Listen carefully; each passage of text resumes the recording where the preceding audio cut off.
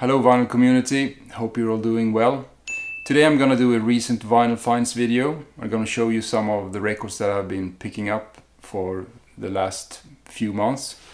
And this is the little bunch, some albums, some singles and some 45 RPM EPs from New Zealand.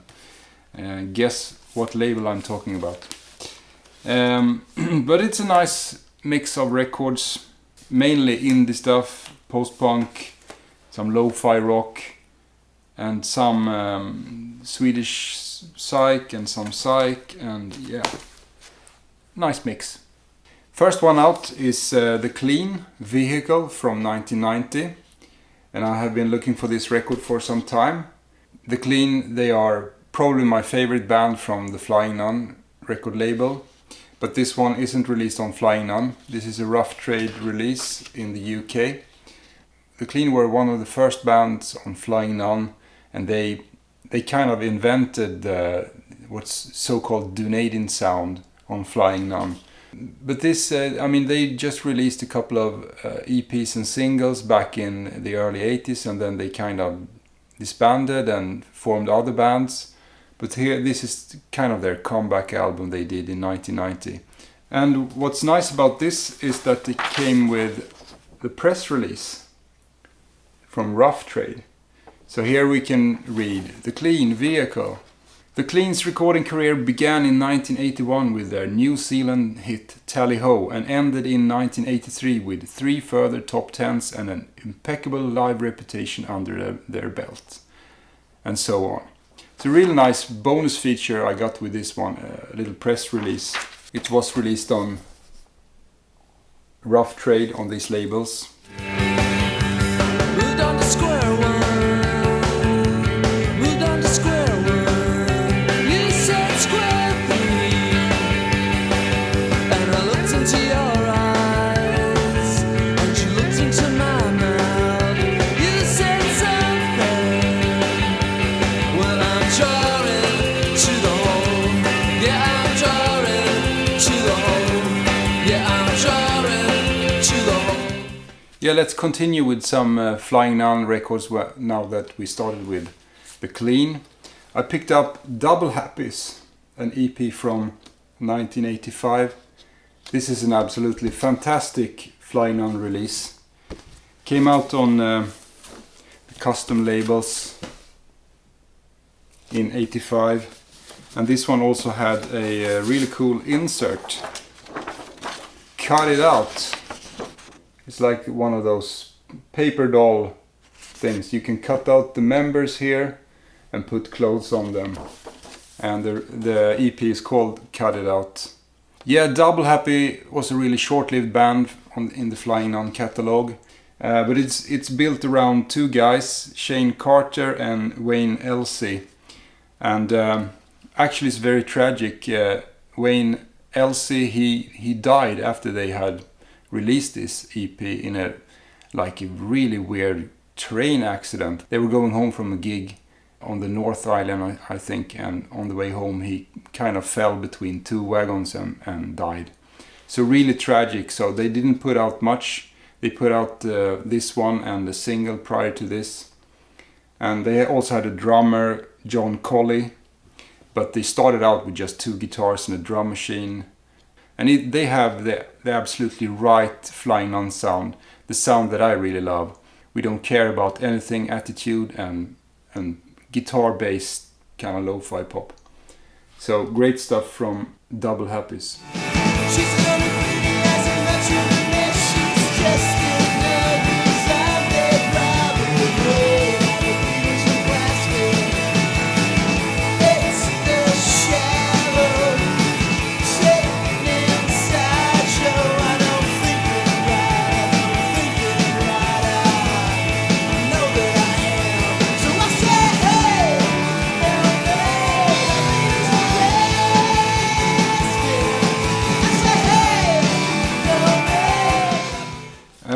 The next record is one that I have been playing quite a lot. It's Expendable with the record E Pluribus Unum. It's probably Latin for something that I don't know. This came out on Vanguard This is a UK press in a laminated sleeve. And Sandy Bull, he was this guitarist, a really outsider guitarist that did some very cool guitar music in the early 60s when he started, and was kind of a pioneer when it comes to this primitive and psychedelic guitar music, I would say. And this album is really trippy. This is some kind of experimental blues psych or something. It's really hard to describe, but there are 2 long tracks, one on each side, and long and trippy, and some Eastern elements in there as well. And I think it's fantastic. And I mean, look at this guy.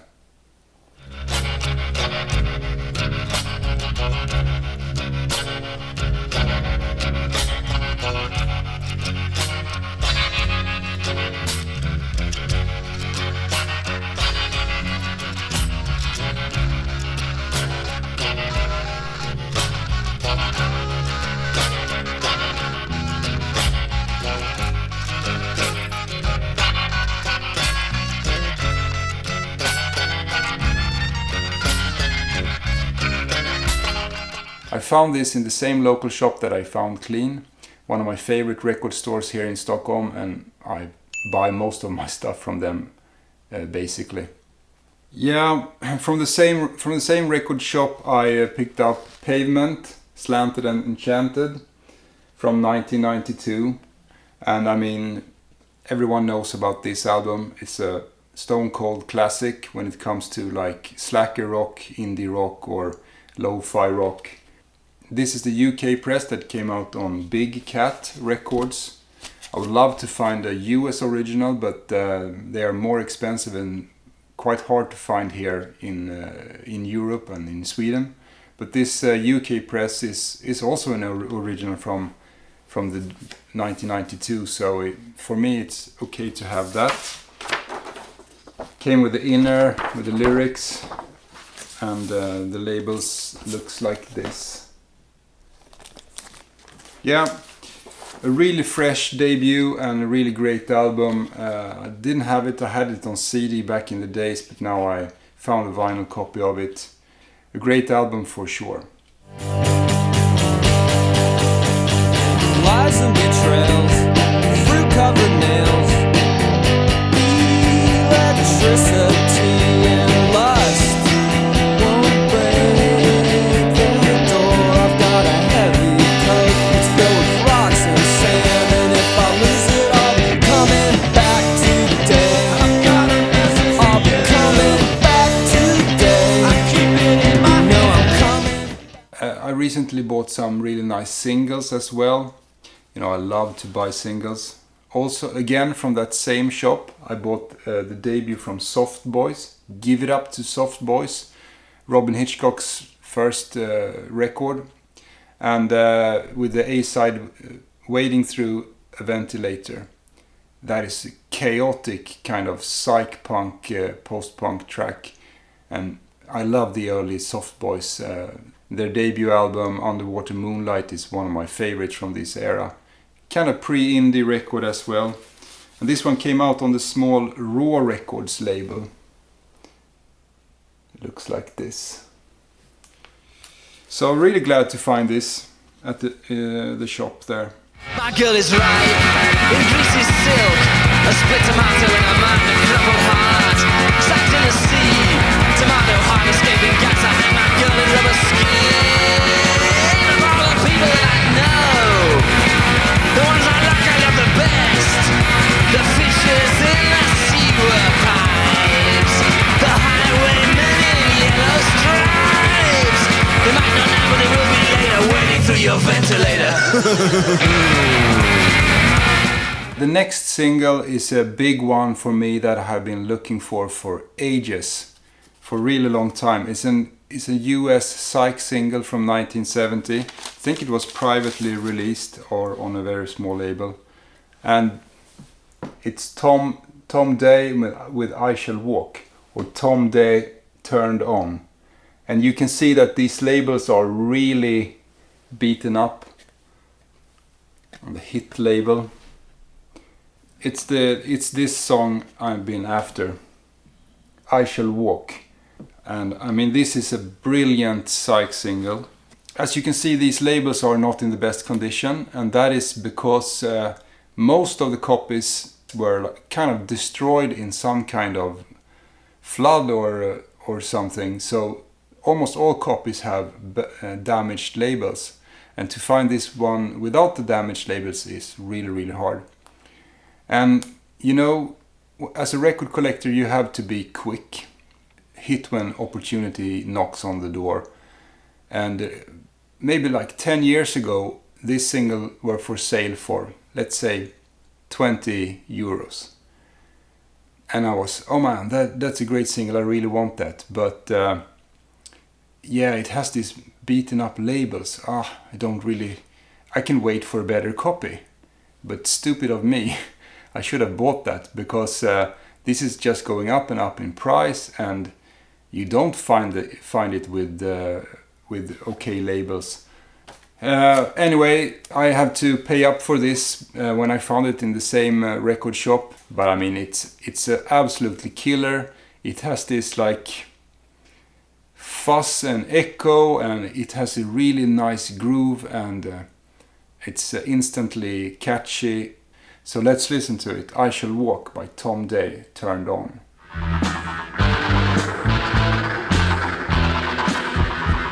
My destination's where I'll be happy just to live this life to the fullest of my dreams.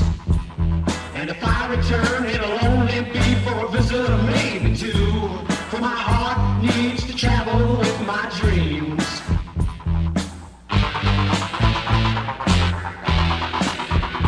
So I'm moving on to where time doesn't take away my life, where the sunlight won't.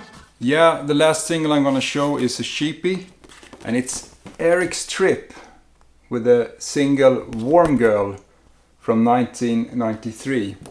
And Eric's Trip is of course one of Canada's finest lo-fi rock, indie rock bands. They were called Eric's Trip from a Sonic Youth song, and then later on they changed name to Elevator to Hell, and then they did a lot of other projects. But the band is based around Rick White and also Julie Doiron. Not really sure how to pronounce that French name, but she's great as well and has done tons of great music. And this record is a little bit connected to Jay Ferguson from Sloan, and he has a VC channel called Records with Jay, where he shows some killer stuff. It's one of my favorite new VC channels out there. So go over to his channel and subscribe. I'll put the link in the comments. But it's connected in the way that both Sloan and Eric's Trip were from the same area, I think, and they played a lot of shows together. And if we open up this gatefold cover, you can see Eric's Trip's like discography at the time here. And one of the singles here, called Peter EP, was released on Murder Records. And Murder Records is Sloan and Jay Ferguson's record label that they started a long time ago. So it's a little bit connected to him, and it was really cool to find it. And I bought this for like €5. So you can find these rare lo-fi indie rock 90s singles for really cheap, I would say. So if you want to collect rare music that is cheap, go for 90s 7-inch singles or 7-inch singles from the 2000s. They are often really, really cheap. No one wants them. Everybody wants the LPs, and they are expensive. But the singles are often quite good in price, and many of the songs are non-album tracks, so this is the way to go. These are non-album tracks. So cool to find that in another record shop here in Stockholm for a $5.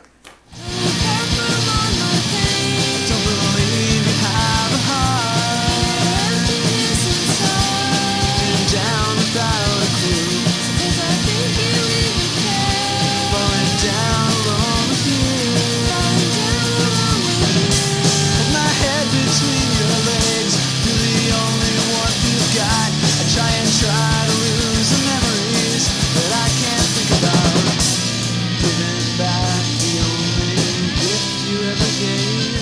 let's go back to Flying Nun and New Zealand, and one of my favorite bands from Flying Nun, the Tall Dwarfs, with their Throw a Sickie EP from 1986. Tall Dwarfs, they were Chris Knox and Alex Bathgate, and as a duo, and they do some absolutely amazing weirdo psych folk pop, or whatever you should call it. Very experimental and really homemade types of music that are so charming, so good, and so creative and unique, and I can go on with words. They are truly amazing. And this is I think this is their third EP on the Flying Nun, and then they did one before Flying Nun. And they were both playing in the New Zealand band Toy Love before doing this project. That is also like a classic within New Zealand indie music. But I was glad to find this in the same record shop as I bought almost all of the rest records. And this one, and this is the New Zealand original with those custom labels. And it came with a really cool round insert. You can read about the lyrics and info about the band. They are such a creative duo and wonderful, wonderful music. Down the road, I can still hear it moan. Sends a freezing cold chill to the bone. Well, I should have known what to do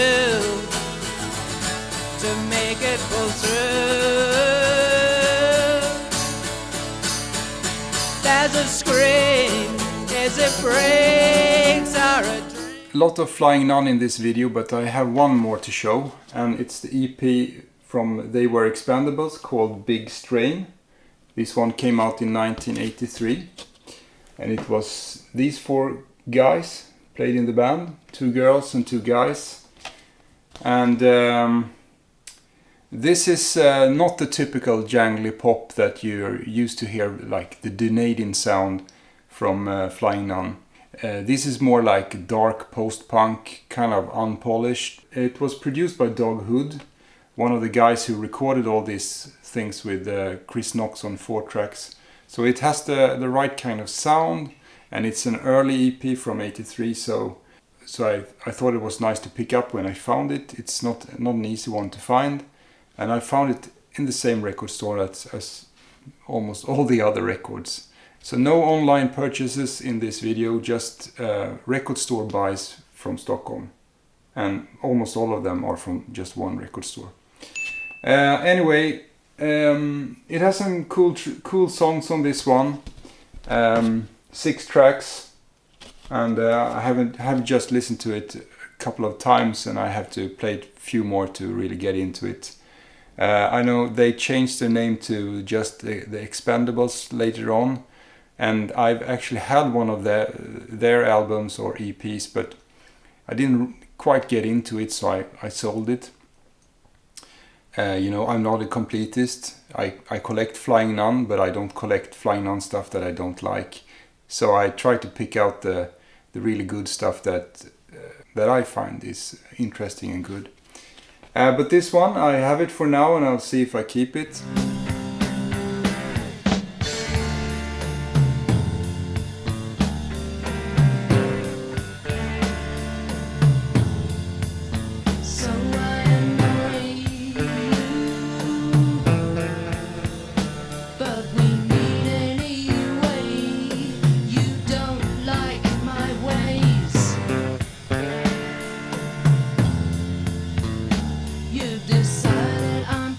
I'm gonna end with an absolutely classic Swedish record from 1969, and it's the debut album from Pugh called Ja det är det.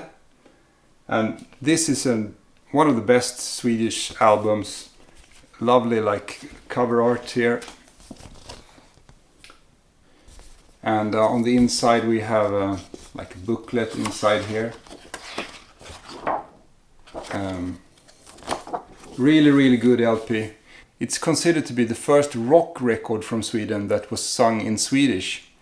So he was kind of a pioneer. He did Swedish lyrics, but they played some kind of rock music. They were a power trio who played here with Pugh on guitar. And then we had, of course, Janne Loffe Karlsson on drums, famous from Hansson and Karlsson band. And we had Joy Wadenius on electric bass and guitars and piano. And he's a really famous Swedish musician as well.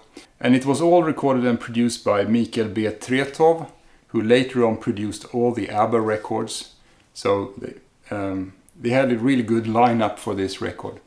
If you like the Swedish band Dungen, they got some influence from this record for sure. And this is the first Swedish press on Metronome label, on really heavy vinyl.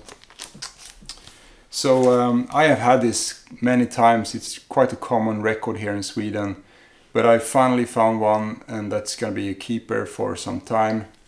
Glad to have a really nice copy in the collection.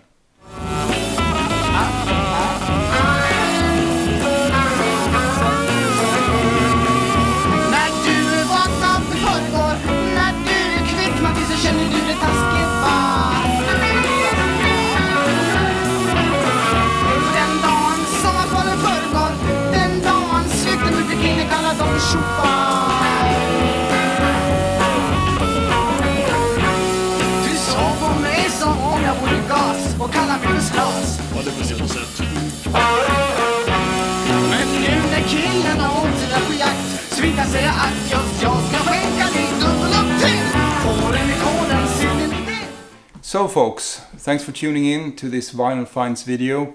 I hope you have found some new music that you liked, or just enjoyed seeing records flying by like this, and enjoying some of the music clips that I always insert to my videos. You know, I always add music to my videos because I think it's hard to describe music, but if you can hear it, you just instantly get a feeling of what it is. And I mean, I always get this like copyright thing on my videos. YouTube says it's okay for me to show them, but I cannot like gain any money or anything from my videos. But that's not really the point why I'm having this YouTube channel. I'm here just to talk about music and talk about records and record collecting and rare pressings and you know, stuff like that. If you have been watching my channel, you know what I'm talking about. I don't know if it's a trend or not, but I haven't done any like online purchases. I do fewer and fewer Discogs buys and stuff like that. I tend to always be disappointed when I buy on Discogs. Often you have to pay quite a lot, and you have to pay shipping, and it's always a gamble. A VG Plus copy is often like a VG copy or even worse. And so I don't, and I'm lucky enough to live very close to one of the best record shops in Sweden, called An Ideal for Living, after the Joy Division EP. And I pass there from my way to work at home, so I pass there every day to see what's new in their bins. So like 80% of these records come from that record shop, and the rest come from other record shops here in Stockholm. So I'm lucky to have record shops around me, and I buy most of my records from record shops or at record fairs, where I can see the record, check the condition, maybe bargain a little bit with the price. You know, it's nicer to support record stores and like buy from a real person. Yeah, I should also say that me and my friend, we have now booked our Airbnb to Den Bosch this autumn. So I'm going there. Get your tickets ready and prepare for your trip there, and we can all meet up and have a beer or something. It would be nice to meet up some of the VC members if you're going there. And it's going to be fun. Anyway, thanks people for tuning in. I hope you enjoyed this, and until next time, be sure to play records, buy records, support your local shop, and be kind to each other, and make love, not war, and blah blah blah blah blah. Peace out.